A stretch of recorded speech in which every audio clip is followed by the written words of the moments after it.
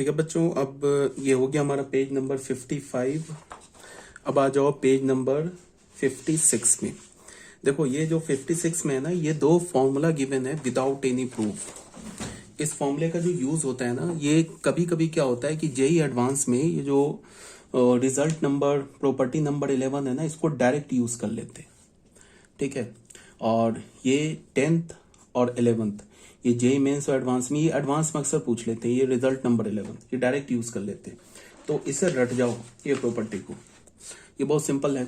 जैसे 10th में देखते हैं।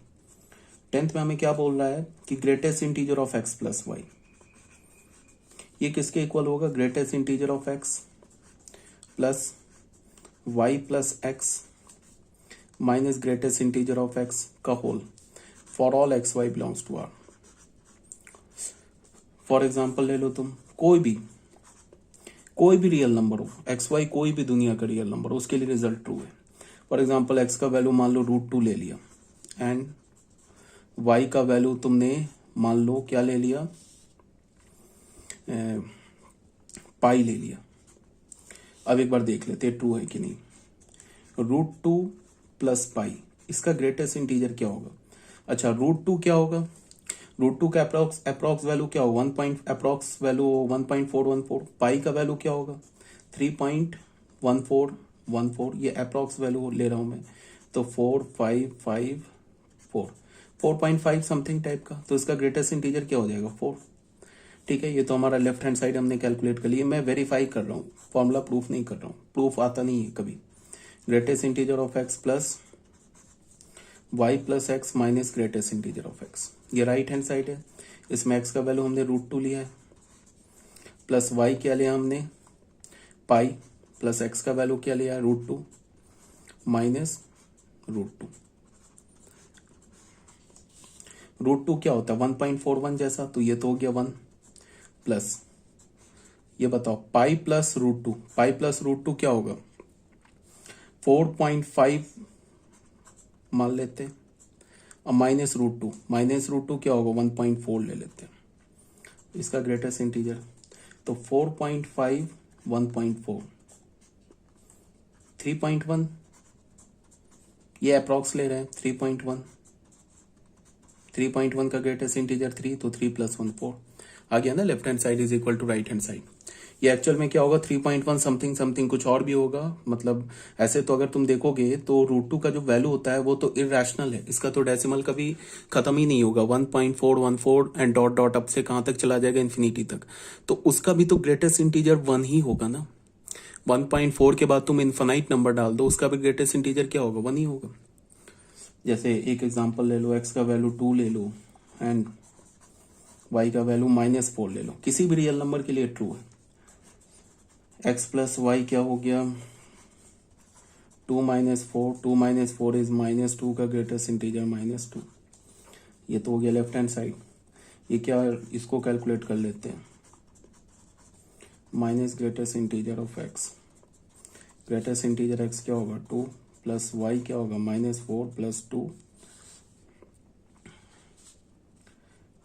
-2 + 2, इसका ग्रेटेस्ट इंटीजर 2 क्या होगा? -2 माइनस इसका ग्रेटेस्ट इंटीजर क्या होगा? 2, तो -2, तो 2, और ये क्या हो जाएगा? प्लस ऑफ -4 का ग्रेटेस्ट इंटीजर -4, तो 2 - 4 इज इक्वल टू -2।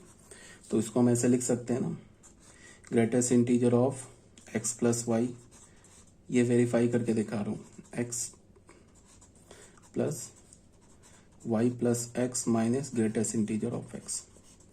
ठीक है, तो ये किसी भी एक्स वाई के लिए ट्रू है। उसके बाद हमारा जो सेकेंड रिजल्ट आ रहा है वो ऐसे आ रहा है, greatest integer of x plus greatest integer of x upon 1 + n plus greatest integer of x plus 2 upon n। ये कहाँ तक जाएगा?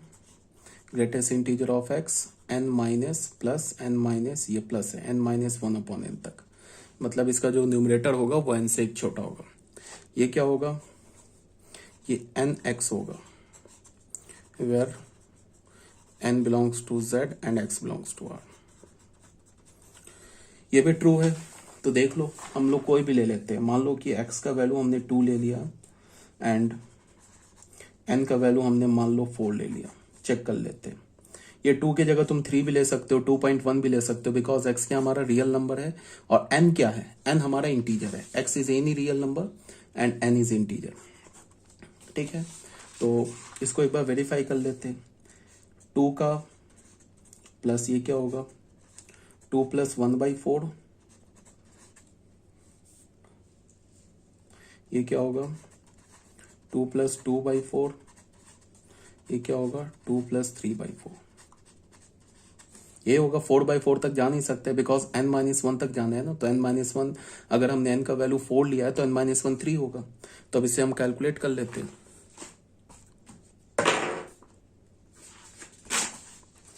इसे हम कुछ नहीं कैलकुलेट कर लेते हैं।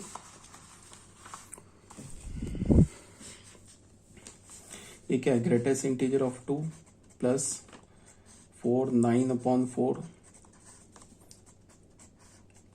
4 2 10/4, 11/4। 2 का तो ग्रेटेस्ट इंटीजर 2 हो गया, और 9/4 क्या होगा 2 पॉइंट समथिंग, तो 2 पॉइंट समथिंग का ग्रेटेस्ट इंटीजर 2। ये क्या लिखा हुआ है 5/2, 2.5, 2.5 का ग्रेटेस्ट इंटीजर 2। ये क्या लिखा हुआ है 11/4, क्या होगा 2 पॉइंट समथिंग, 2 पॉइंट समथिंग का भी ग्रेटेस्ट इंटीजर 4। 4 6 8 आ गया। अब nx कैलकुलेट करते हैं, n इंटू एक्स। n का वैल्यू हमने क्या लिया 4 और x का वैल्यू क्या लिया 2, 8। Left hand side is equal to right hand side. अब यहाँ पे मैंने x का वैल्यू भी इंटीजर ले लिया है। तुम एक काम करो, मैं करके दिखाई देता हूँ, किसी को कंफ्यूजन ना रह जाए। x का वैल्यू ना मैं ले लेता हूँ, मान लो √2 ले लेता हूँ, एक इरेशनल नंबर ले लेता हूँ। एंड n का वैल्यू अगर मान लो मैं 3 ले लेता हूँ छोटा रखने के लिए, तो क्या होगा √x, तो √2 का ग्रेटेस्ट इंटीजर प्लस √2 + 1/3 प्लस √2 + 2/3। 3/3 तक जो तो जा नहीं सकते हम लोग।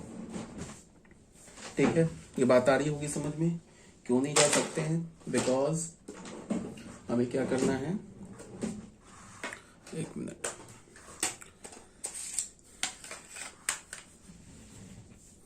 तो √2 का ग्रेटेस्ट इंटीजर क्या होगा 1.414, तो 1.414 का ग्रेटेस्ट इंटीजर 1 प्लस ये √2 क्या लिखा है, अप्रॉक्स वैल्यू लिख रहा हूं 1.4 प्लस 1/3 क्या होगा 1/3 होगा 0.33, तो अप्रॉक्स लिख रहा हूं 0.3 प्लस ये क्या होगा ये 1.4 प्लस ये 2/3 क्या होगा 0.6, अप्रॉक्स ले रहा हूं 0.6, तो ये तो 1 हो गया, ये क्या हो गया 1.7 अप्रॉक्स वैल्यू है, प्लस ये क्या हो गया 2 पॉइंट समथिंग आएगा, 2 से ग्रेटर आएगा, बट अप्रॉक्स वैल्यू ले रहे हैं। अगर इसका वैल्यू 2 से ग्रेटर 0.6 और आएगा ना, तो 2 से ग्रेटर आएगा, तो 2 से ग्रेटर आएगा तो भी इसका ग्रेटेस्ट इंटीजर 2 ही तो होगा। तो ये क्या हो गया 1, ये क्या हो गया 1, ये क्या हो गया 2, तो 2 1 3 + 1 4 हो गया।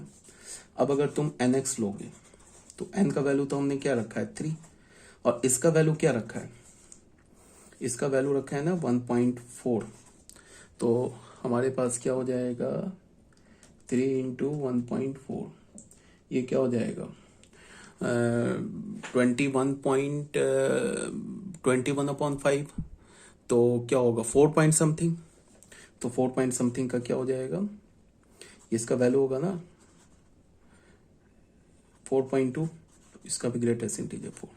ठीक है, तो इसका मतलब क्या है कि x कोई भी रियल नंबर हो and y and n is any integer, तो ये क्या मिलेगा हमें ट्रू मिलेगा। ठीक है, यहां तक कोई डाउट नहीं है।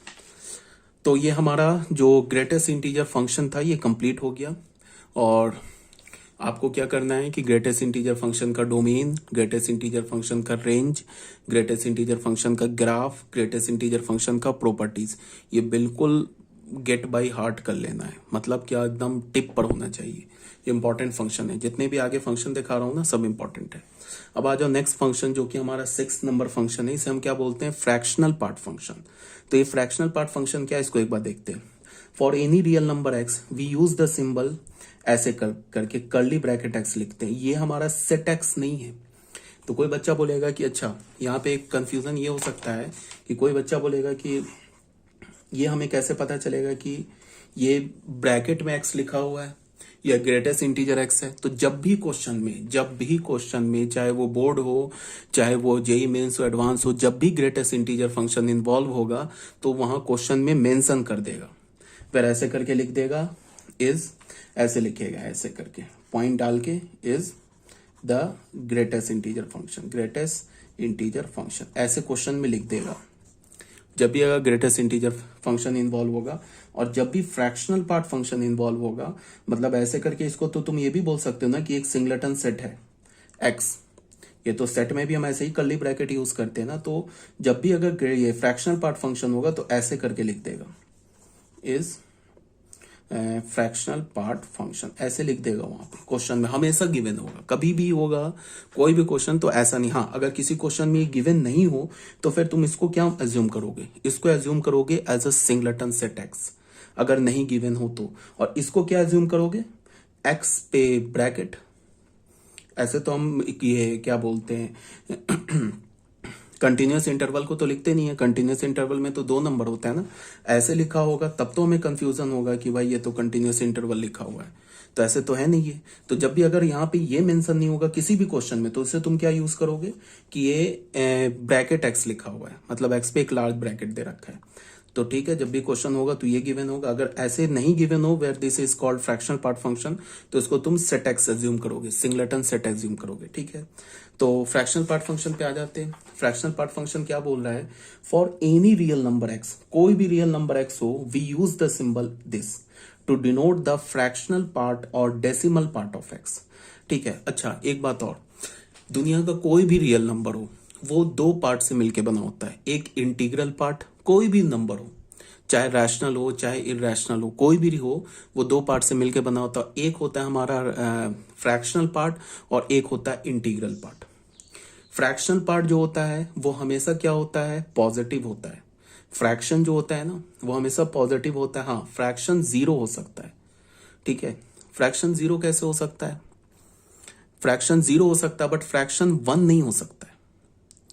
फ्रैक्शन 0 हो सकता है, 0 से 1 के बीच का कोई भी रियल नंबर हो सकता है, बट फ्रैक्शन 1.2 नहीं हो सकता, फ्रैक्शन 1 नहीं हो सकता, फ्रैक्शन -1 नहीं हो सकता, या फ्रैक्शन -1/2 नहीं हो सकता। हाँ, फ्रैक्शन 0 हो सकता है। अगर तुमने किसी भी ऑब्जेक्ट को डिवाइड ही नहीं किया तो हम क्या बोलेंगे, उसका फ्रैक्शन 0 है। फ्रैक्शन 0 है, इसका मतलब क्या हो गया, फ्रैक्शन कब यूज करते हैं, फ्रैक्शन किसी होल को डिवाइड करते तब तो बोलते हैं। जैसे कि हमने एक रूट सॉरी एक रोटी लिया, उसको 4 पार्ट में डिवाइड कर दिया, तो हम क्या बोलेंगे, उसके 4 पार्ट के एक पार्ट को क्या बोलेंगे, 1/4, 1/4 बोलेंगे। इसका मतलब क्या है, 1/4 हमारा फ्रैक्शन एक होल का पार्ट है ना। तो फ्रैक्शन जो होगा ना वो 0 हो सकता है, मतलब कि अगर मैं होल नंबर लू ना तो उसका किसी भी होल नंबर का फ्रैक्शनल पार्ट 0 होगा, किसी भी होल नंबर का फ्रैक्शनल पार्ट 0 होगा। और फ्रैक्शनल पार्ट होल नहीं हो सकता है, 1 नहीं हो सकता, 1.2 नहीं हो सकता, 3 नहीं हो सकता। तो फ्रैक्शनल पार्ट होगा क्या, या तो 0 होगा या 0 से ग्रेटर होगा बट 1 से स्मॉलर होगा। मतलब फ्रैक्शनल पार्ट जो होगा वो 0 से 1 के बीच में होगा, इंक्लूडिंग 0 एक्सक्लूडिंग 1। याद रखना, एक बार फिर से बोल रहा हूं, fractional part always lies between 0 and 1, including 0 excluding 1। फिर एक तो बात ये हो गई। दूसरी बात क्या हो गई कि कोई भी real number, any real number कुछ भी ले लो, वो 2 पार्ट से मिलकर बना होता है। किस पार्ट से मिलकर बना होता है, एक तो उसका इंटीग्रल पार्ट और एक उसका फ्रैक्शनल पार्ट। फॉर एग्जाम्पल, अगर मान लो मैंने 4.2 लिया तो 4 उसका क्या हो गया, इंटीग्रल पार्ट हो गया, और उसका 4 तो इंटीग्रल पार्ट हो गया, और 0.2 क्या हो गया, उसका फ्रैक्शनल पार्ट हो गया। तो 0.2 को तुम क्या लिख सकते हो, 2/10, 2/10 को क्या लिख सकते हो, 1/5। तो 1/5 जो हो गया ना उसका फ्रैक्शनल पार्ट हो गया। और 1/5 क्या होता है हमारा, 1/5 जो होगा वो हमारा 0 से 1 के बीच में लाई करता है। अब अगर कोई बोले कि -4/2 का, अगर मैं बोलूं कि -4/2 का इंटीग्रल पार्ट क्या है, जैसे आ रहा हूं मैं अभी इस पे, जैसे तुम ऐसे देखो, अगर मैं बोलूं ना कि 4/2 का इंटीग्रल पार्ट क्या है, तो 4/2 का इंटीग्रल पार्ट, अगर मैं इसका इंटीग्रल पार्ट की बात करूं, तो इंटीग्रल पार्ट तो 4 हो गया, और अगर मैं फ्रैक्शनल पार्ट की बात करूं, तो फ्रैक्शनल पार्ट तो 0.2 हो गया। अगर मैं -4/2.2, अब अगर मैं इसको बोलूं कि इंटीग्रल पार्ट इसका क्या हो गया, इंटीग्रल पार्ट इसका हो गया -4, एंड फ्रैक्शनल पार्ट क्या हो गया, इसका हो गया 0.2। अगर ऐसे बोलूं तो फिर ये गलत हो जाएगा। ये तो सही है, ये गलत हो जाएगा। क्यों गलत हो जाएगा? क्योंकि अगर हम इंटीग्रल पार्ट और फ्रैक्शनल पार्ट को मैं ऐड करूं तो क्या होना चाहिए उसका, इंटीग्रल पार्ट और फ्रैक्शनल पार्ट को मैं ऐड करूं तो फिर क्या होना चाहिए, वो नंबर के इक्वल होना चाहिए। अब तुम 4 को अगर 0.2 में ऐड करोगे, -4 + 0.2 ऐड करोगे तो ये क्या होगा, बोलो, -3.8। वो तो नहीं इक्वल आया ना -4.2 के।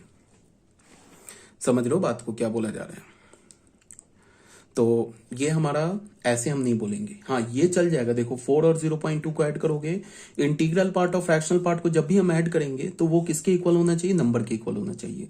तो 4 और 0.2 को ऐड करेंगे ना तो 4.2 आ जाएगा, ये चल जाएगा, बट ये नहीं चलेगा। तो फिर कोई बोलेगा कि इसका इंटीग्रल पार्ट क्या है, फ्रैक्शनल पार्ट क्या है। तो अब मैं बता रहा हूं इसका इंटीग्रल पार्ट क्या है। -4.2 ये हमारे पास नंबर है ना।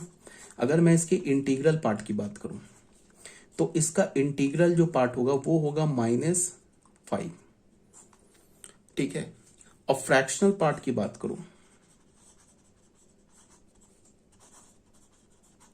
फ्रैक्शनल पार्ट क्या होगा,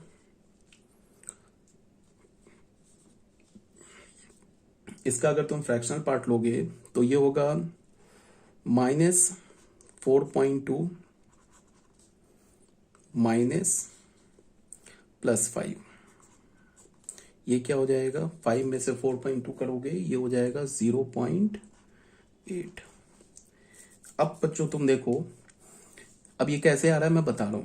अब यहां तुम -5 और 0.8 को ऐड करो, -5.0 और 0.8 क्या होगा बताओ, 2.4 -4.2 आ गया। तो अब इसका इंटीग्रल पार्ट क्या हो गया, -5। अब फ्रैक्शनल पार्ट क्या हो गया, 0.8। अब ये सही है। अब तुम इंटीग्रल पार्ट और इसको क्या बोलता हूं, फ्रैक्शनल पार्ट को ऐड करोगे तो रियल नंबर, ये ओरिजिनल नंबर के इक्वल आ जाएगा, ठीक है। ये मैं क्यों बोल रहा हूं और ये कैसे आ रहा है वो मैं बता रहा हूं कि जब भी अगर तुम्हें निगेटिव नंबर हो ना, तो निगेटिव नंबर का फ्रैक्शनल पार्ट कैसे लिखोगे। अगर कोई भी पॉजिटिव नंबर हो, मान लो कि अगर ऐसे हो 4.2 हो, तो इसका जो फ्रैक्शनल पार्ट होता है, इंटीग्रल पार्ट क्या होगा, पॉइंट से पहले वो उसका इंटीग्रल पार्ट हो जाएगा, और पॉइंट के बाद जो लिखा है ना वो उसका फ्रैक्शनल पार्ट हो जाएगा। ये सिर्फ किसके लिए, पॉजिटिव नंबर के लिए। 0 का इंटीग्रल पार्ट भी 0 और 0 का फ्रैक्शनल पार्ट भी 0। अब अगर कोई तुम्हें निगेटिव नंबर लिखा हो, माइनस जैसे लिखा हो -4.9, तो अगर तुमका इसका है, तुम्हें अगर इसका इंटीग्रल पार्ट लेना है तो तुम क्या करो, -4.9 से जस्ट पहले वाला ग्रेटेस्ट इंटीजर ले लो। तो -4.9 से पहले वाला ग्रेटेस्ट इंटीजर क्या होगा, -5। तो इसका इंटीग्रल पार्ट, ये पार्ट क्या हो जाएगा, -5, और इसका ये क्या हो जाएगा, इंटीग्रल पार्ट। और इसका फ्रैक्शनल पार्ट क्या होगा, ये जो 0.9 है ना, इसको 1 से सब्ट्रैक्ट कर दो तो क्या हो जाएगा, 0.1। तो इसका 0.1 जो होगा ना, ये इसका हो जाएगा फ्रैक्शनल पार्ट। क्या बोला मैंने कि अगर पॉजिटिव नंबर है तब तो कोई प्रॉब्लम ही नहीं है। जो डेसिमल से पहले लिखा वो हो गया उसका इंटीग्रल पार्ट, और जो डेसिमल के बाद लिखा वो उसका हो गया फ्रैक्शनल पार्ट। अब अगर निगेटिव नंबर है तो निगेटिव नंबर का इंटीग्रल पार्ट क्या होगा, जो नंबर है ना निगेटिव नंबर, उससे जस्ट पहले वाला इंटीजर ले लो। क्या होगा, -4.9 से पहले वाला इंटीजर -5, तो -5 हो गया इसका इंटीग्रल पार्ट। और जो डेसिमल के बाद लिखा है ना उसको 1 से सब्ट्रैक्ट कर दो तो उसका हो जाएगा फ्रैक्शनल पार्ट। अब देखो -5 और 0.1 को ऐड करोगे ना तो क्या आ जाएगा, -4.9 ओरिजिनल नंबर के इक्वल आ जाएगा। तो मैं ऐसे फ्रैक्शनल पार्ट और इंटीग्रल पार्ट निकालते हैं, ठीक है। तो अब इसको देखो क्या बोला जा रहा है। For any real number x we use the symbol, ऐसे लिखा, to denote the fractional part और डेसिमल पार्ट ऑफ x। जैसे हमने लिखा f, r से r में लिखा, इसका डोमेन क्या हो गया फ्रैक्शनल पार्ट का, ऑल रियल नंबर, ठीक है। कोडोमेन क्या हो गया, ऑल रियल नंबर। और y is equal to F x is equal to, ऐसे लिखा है। इसको हम क्या बोलते हैं, फ्रैक्शनल पार्ट ऑफ x। मतलब जब हम x की जगह कोई भी रियल नंबर डालेंगे ना, x की जगह कोई भी रियल नंबर डालेंगे तो ये जो वैल्यू आएगा ना, फ्रैक्शनल पार्ट ऑफ x, ये y के इक्वल होगा, ठीक है। जैसे अगर मैंने यहां पे ऐसे डाला ना, x की जगह अगर मैंने 4.2 डाला, तो ये तो इनपुट का काम किया, ये तो x का वैल्यू हो गया, और ये जो पूरा दे रखा है ना ब्रैकेट में, ये y का वैल्यू हो गया, इसका वैल्यू क्या हो गया 4। समझ में आ रही बात? अगर मैंने फ्रैक्शनल पार्ट ऑफ -4.2 डाला, ठीक है, तो इसका वैल्यू क्या हो गया -5, सॉरी, इसका वैल्यू क्या हो जाएगा 0. मैं क्या बोल रहा हूं यार, ये तो इंटीग्रल पार्ट लिख रहा हूं, 0.2। इसका ये फ्रैक्शनल पार्ट क्या हो जाएगा 0.8। अगर मैंने ऐसे डाला ना -5.9, तो इसका अगर मैं फ्रैक्शनल पार्ट ऐसे लिखने का क्या मतलब हुआ कि -5.9 का मैं फ्रैक्शनल पार्ट लिख रहा हूं, तो -5.9 का जो फ्रैक्शनल पार्ट हो जाएगा वो क्या होगा 1 माइनस 0.9, तो ये हो जाएगा 0.1। ठीक है, अगर तुम्हें -5.9 का इंटीग्रल पार्ट लेना चाहते हो, तो इंटीग्रल पार्ट के लिए ग्रेटेस्ट इंटीजर है, -5.9 का इंटीग्रल पार्ट क्या हो जाएगा -6।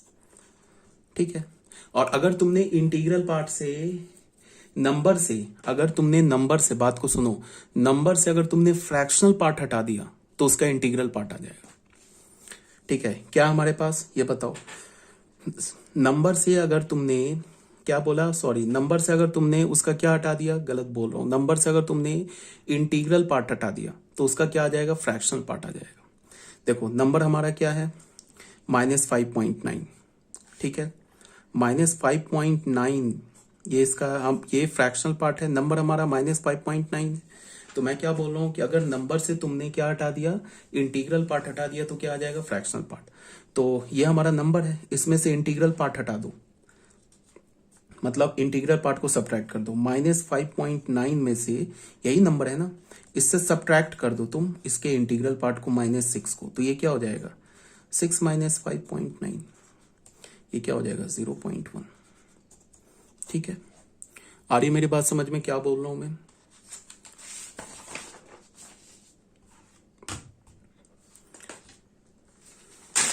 देखो यहां पे क्या बोल रहा है कि fx जो है ना, ये फ्रैक्शनल पार्ट ऑफ x है, ये किसके इक्वल होगा, ये नंबर ले लिया, x नंबर लिया, माइनस इंटीग्रल पार्ट कर दिया, ये है ना इंटीग्रल पार्ट। तो अगर हमें किसी भी नंबर का फ्रैक्शनल पार्ट निकालना है तो हम नंबर से क्या करेंगे, उसके इंटीग्रल पार्ट को सब्ट्रैक्ट कर देंगे, तो क्या आ जाएगा उसका फ्रैक्शनल पार्ट। तो x minus integral part of x कर दिया, for all x belongs to r, तो ये हो जाएगा उसका फ्रैक्शनल पार्ट। अब इस फंक्शन का डोमेन क्या होगा, डोमेन तो ऑल रियल नंबर होगा, क्यों, बिकॉज हम किसी भी रियल नंबर का फ्रैक्शनल पार्ट निकाल सकते हैं, तो डोमेन x की वैल्यू तो ऑल रियल नंबर होगी, बिकॉज हम किसी भी रियल नंबर का फ्रैक्शनल पार्ट निकाल सकते हैं। बट y किसके इक्वल है, fx के इक्वल है, fx किसके इक्वल है, फ्रैक्शनल पार्ट ऑफ x के इक्वल है, तो y का पॉसिबल वैल्यू क्या होगा। अभी मैंने बोला ना कि y तो फ्रैक्शनल पार्ट ऑफ x है ना, तो y का पॉसिबल वैल्यू क्या होगा, y का पॉसिबल वैल्यूज होगा 0 to 1, इंक्लूडिंग 0 एक्सक्लूडिंग 1। तो अगर मैं तुम्हें रेंज पूछूं ना कि फंक्शन का रेंज क्या है, तो फंक्शन का जो रेंज है ना वो क्या होगा 0 to 1, इंक्लूडिंग 0 एक्सक्लूडिंग 1, मीन 0 पर क्या होगा क्लोज्ड और 1 पे क्या होगा ओपन। ठीक है, अब फ्रैक्शनल पार्ट का ग्राफ ड्रॉ करते हैं, तुम चीजों को ध्यान से देखो, और ये जो भी बता रहा हूँ ना फंक्शन, ये बहुत इंपॉर्टेंट बता रहा हूँ। 12th क्लास के जो बच्चे होंगे वो भी भूल गए होंगे, सबको मैंने 12th क्लास में पढ़ाया, लेकिन भूल गए होंगे 12th के बच्चे। 11th के लिए तो बिल्कुल नया है, जो 11th के स्टूडेंट है, जो हमारा पीडीएफ नंबर 3 भेज चुका हूं मैं, जिसको मैंने गलती से पीडीएफ नंबर 2 लिख दिया था, तो ये जो अभी लास्ट में अभी पीडीएफ नंबर 4 जो भेजूंगा ना, इसमें 11th क्लास कंप्लीट हो जाएगा। ठीक है, उसके बाद पीडीएफ नंबर 4 के बाद जो पीडीएफ नंबर 5 होगा वो स्पेशली 12th क्लास के लिए होगा, मैं 11th क्लास को सेंड ही नहीं करूंगा।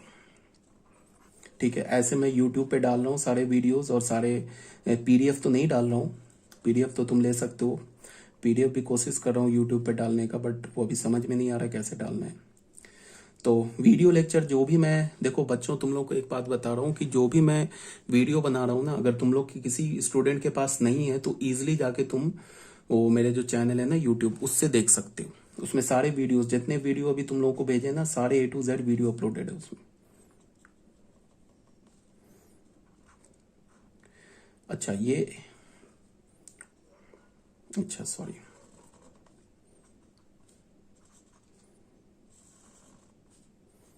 ये उसका ग्राफ हो गया। अब ये ग्राफ क्यों बन रहा है ऐसा वो अभी बता रहा हूं। बस पहले ग्राफ देखो, रट्टा मारो ग्राफ को, बिल्कुल टिप पर होना चाहिए ग्राफ।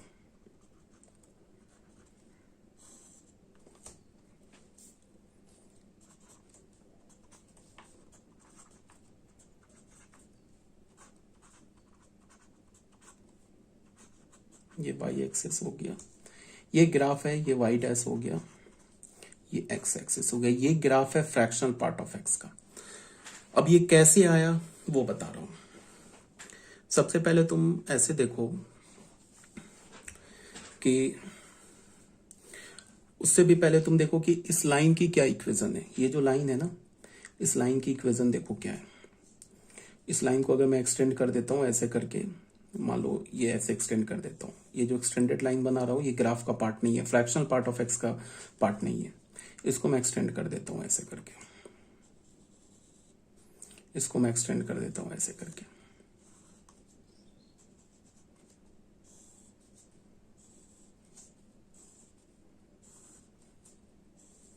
देखो क्या है, ये जो लाइन है ना, ये y is equal to x का लाइन है। ये जो लाइन है ना, देखो फ्रैक्शनल पार्ट का यही ग्राफ है, सिर्फ इतना ही पार्ट है ग्राफ का, यही पार्ट है फ्रैक्शनल पार्ट का ग्राफ, यही है फ्रैक्शनल पार्ट का। ये जो एक्स्ट्रा लाइन ड्रॉ कर रहा हूं ना, ये फ्रैक्शनल पार्ट का ग्राफ नहीं है। इस लाइन का इक्वेशन क्या बता रहा हूं, y is equal to x. इस लाइन का इक्वेशन क्या बता रहा हूं, y is equal to x -1। इस लाइन का इक्वेशन क्या बता रहा हूं, y is equal to x -2। इस लाइन का इक्वेशन क्या बता रहा हूं, y is equal to x -3। इसको भी तुम चाहो तो ऐसे आगे ड्रॉ कर सकते हो। इस लाइन का इक्वेशन क्या बता रहा हूं, y is equal to x +1। इस लाइन का equation y is equal to x +2। इस लाइन का equation y is equal to x. ठीक है, अब ये कैसे आ गया, लाइन का इक्वेशन मैंने कैसे लिख दिया। तो अभी तुम इसको ऐसे समझो कि इस लाइन को तुम देखो, इस पॉइंट का कोऑर्डिनेट, ये तो पॉइंट है, ये तो ग्राफ पे है नहीं, बट इसका कोऑर्डिनेट क्या होगा इस पॉइंट का, ये होल है ना, इस होल का कोऑर्डिनेट क्या होगा 2,1। 12th क्लास के जो बच्चे हैं उनको मैं ऐसे बताऊंगा कि इस लाइन को ना y is equal to x को मैंने 1 यूनिट आगे क्या कर दिया, शिफ्ट कर दिया। 12th क्लास के बच्चे समझ रहे होंगे कि अगर मैं इस लाइन को ना 1 यूनिट आगे शिफ्ट कर दूं तो क्या हो जाएगा, माइनस ऐड हो जाता है। ग्राफ को अगर मैं जितने यूनिट आगे ऐड करूँ, ये शिफ्ट करूंगा राइट साइड में, तो मान लो अगर 2 यूनिट राइट साइड पे शिफ्ट करूंगा तो क्या हो जाएगा, x की जगह क्या लिख दूंगा, x -2। ठीक है ना। अगर ऊपर शिफ्ट करता हूं तो प्लस ऐड होता है, नीचे शिफ्ट करता हूं तो माइनस ऐड होता है, राइट में शिफ्ट करता हूं तो प्लस ऐड होता है, और लेफ्ट में शिफ्ट करता हूं तो राइट में शिफ्ट करता हूं तो माइनस ऐड होता है, और लेफ्ट में शिफ्ट करता हूं तो प्लस ऐड होता है। ये 12th क्लास के बच्चे जानते हैं। 11th के बच्चों को मैं ऐसे समझा रहा हूं कि ये पॉइंट का कोऑर्डिनेट क्या है 2,1, और इस पॉइंट का कोऑर्डिनेट क्या है 1,0। ठीक है, तो ये देख लो, तुम ऐसे ही समझ जाओ कि ये इस इक्वेशन को मैंने क्या लिखा है, y is equal to x -1। तो देख लो, अगर तुम x का y का वैल्यू 2 डालो, x का वैल्यू 2 डालो और y का वैल्यू 1 डालो, सेटिस्फाई कर रहा है ना इसको, ये पॉइंट है ना, ये इक्वेशन यही तो लिखा है, देख लो कर रहा है सेटिस्फाई, ये पॉइंट कर रहा है सेटिस्फाई इसको। फिर तुम अगर x का वैल्यू 1 डालो, y का वैल्यू 0 डालो, फिर सेटिस्फाई कर रहा है, तो इस लाइन की इक्वेशन है। तो इस लाइन की इक्वेशन x -2 है, इस लाइन की इक्वेशन x -3 है। इस लाइन, ये तो y is equal to x line, ये तो ऑलरेडी बता रखा है आइडेंटिटी फंक्शन में। ये लाइन की इक्वेशन x +1 है, इसका x +2 x +3। ठीक है, अब ये बात आ गया कि फ्रैक्शनल पार्ट का ग्राफ ऐसे कैसे आ गया, ये बात है। तुम ऐसे देखो, पहले फ्रैक्शनल पार्ट के ग्राफ को एक बार फेयर से बनाते हैं।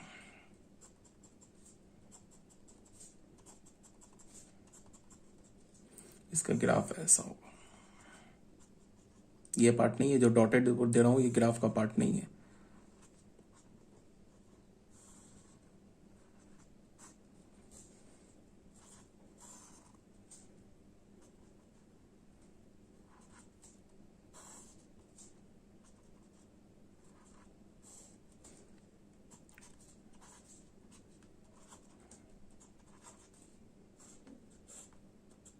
ये आ रहा है हमारा इस पॉइंट का कोऑर्डिनेट 0,1,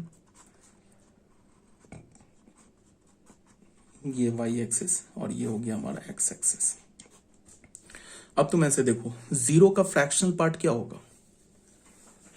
तुम ऐसे देखो, अगर मैं x का वैल्यू ना 0 से लेके 1 के बीच में लूं, 1 को छोड़ देता हूं, अगर x बिलोंग कर रहा है 0 से 1 के बीच में, तो ये क्या इंप्लाई कर रहा है कि फ्रैक्शनल पार्ट ऑफ x क्या होगा? 0 का फ्रैक्शनल पार्ट क्या होगा? 0।